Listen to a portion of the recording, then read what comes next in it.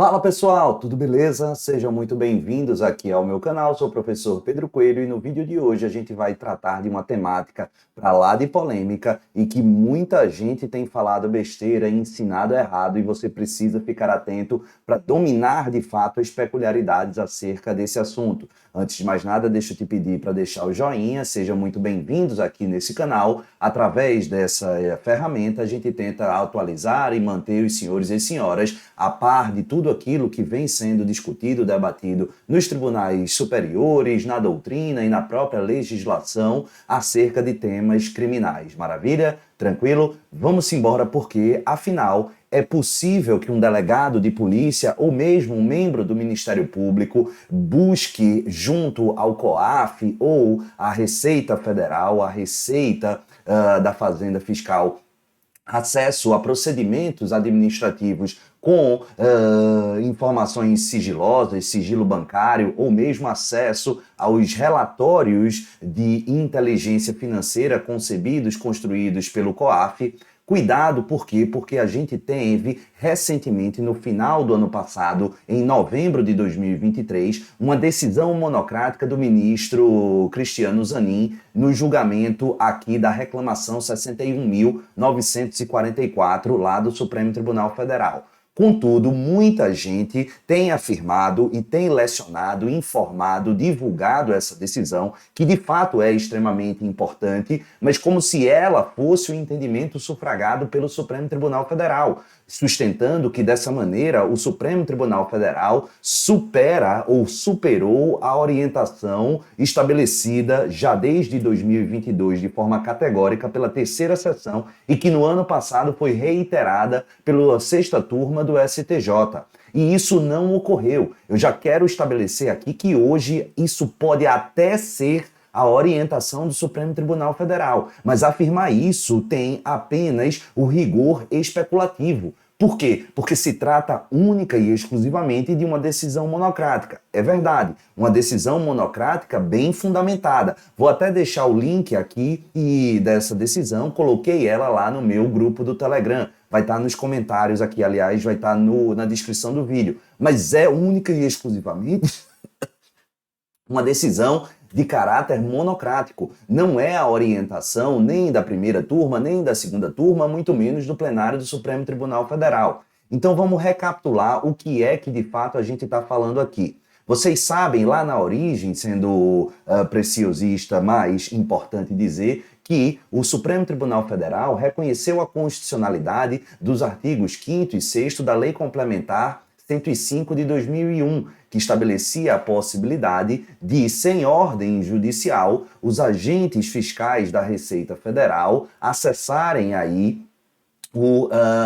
informações de titularidade, ou melhor, de posse de instituições bancárias, e que isso não configuraria uma quebra de sigilo das informações bancárias. Isso seria uma transferência de sigilo, ou seja, dentro dos rigores e da disciplina do decreto que regulamenta a Lei Complementar 105 de 2001, era possível que esses agentes fiscais tivessem acesso ao conteúdo sigiloso sem ordem judicial prévia, e isso não configuraria quebra de sigilo, mas mera transferência de sigilo.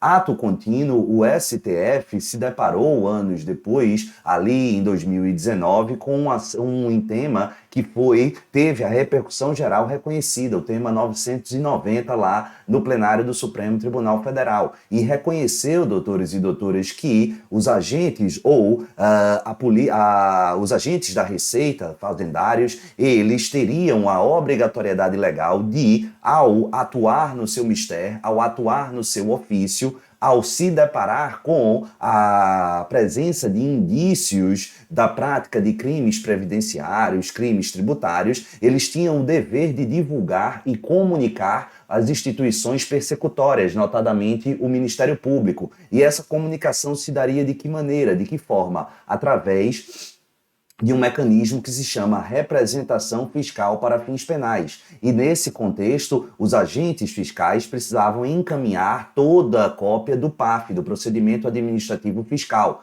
A grande questão é, e se nesse PAF tivesse tido acesso a dados sigilosos bancários sem prévia ordem judicial? Esses dados sigilosos poderiam constar do PAF encaminhado ao Ministério Público ou, nesse caso, precisaria cindir somente havendo comunicação ou repasse dessas informações sigilosas mediante ordem judicial. E o STF disse que nesses casos de representação fiscal para fins penais, da mesma forma como dos encaminhamentos de relatórios de inteligência financeira com lastro produzidos pelo COAF com vista aqui a indícios de prática delitiva de crimes tributários, de crimes previdenciários, poderiam ser encaminhados com as informações de caráter sigiloso, sem ordem judicial prévia, e isso, mais uma vez, nos valendo aqui da expressão agasalhada pela maioria dos ministros do Supremo Tribunal Federal e cunhada no voto do ministro Dias Toffoli, não de uma quebra de sigilo, mas sim de uma nova transferência de sigilo.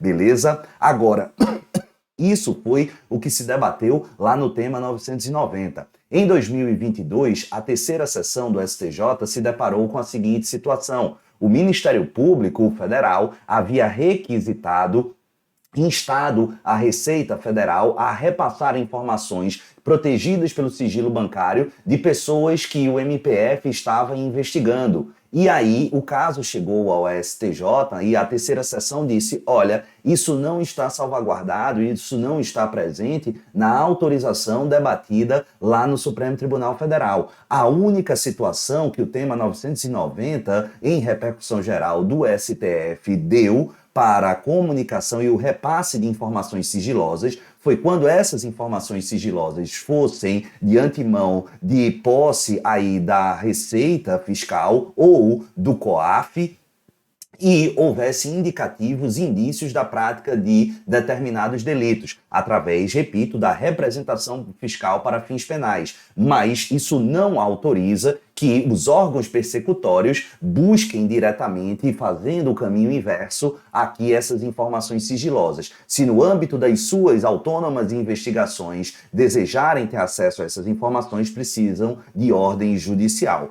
Foi isso que disse o STJ através da terceira sessão.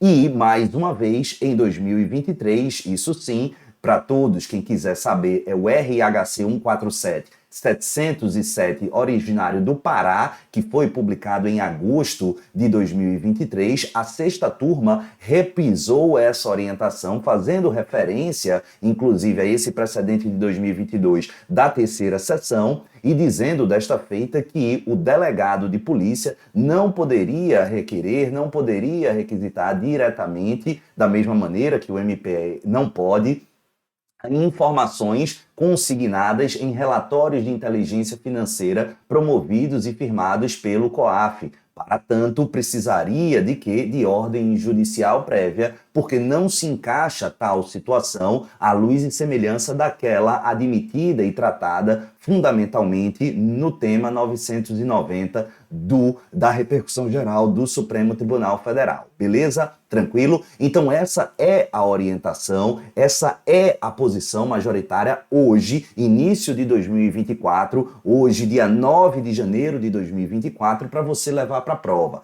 Numa prova discursiva, dissertativa ou mesmo numa prova oral, você pode anotar que essa não é a orientação unânime, mas hoje é a predominante no Superior Tribunal de Justiça. E no Supremo, o tema ainda é muito embrionário no Supremo.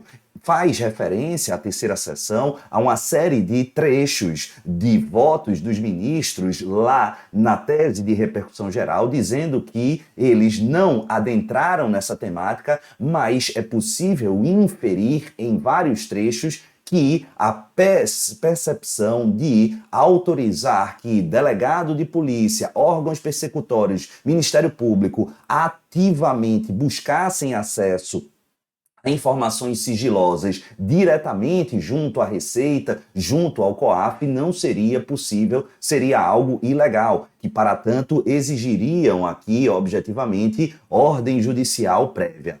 Se o STF vai sufragar essa posição ou, ao contrário, vai fazer prevalecer a orientação apontada pelo ministro Cristiano Zanin, repito, na reclamação 61.944, não dá para afirmar. Mas o que dá para afirmar, ao contrário do que muitos estão ventilando equivocadamente, é que essa decisão é uma decisão singular e sequer pode se configurar como precedente ou sequer decisão isolada, colegiada, de um órgão colegiado do Supremo Tribunal Federal. Então não caiam no conto do vigário aqui e não vão apontar e falar, anotar e fazer registrar no material de vocês que a gente tem sobre o tema divergência entre STF e STJ. Essa divergência não existe, ao menos hoje. Se ela existir, eu serei o primeiro a comentar e circunstanciar aqui nesse canal e nas minhas demais redes sociais. Espero que vocês tenham gostado. Vou te pedir para deixar um joinha, se inscrever aqui no canal, porque aí em 2024 você ficará absolutamente atualizado comigo. Um beijo no coração de todos, fiquem com o Papai do Céu e até a próxima. Tchau, pessoal. Valeu!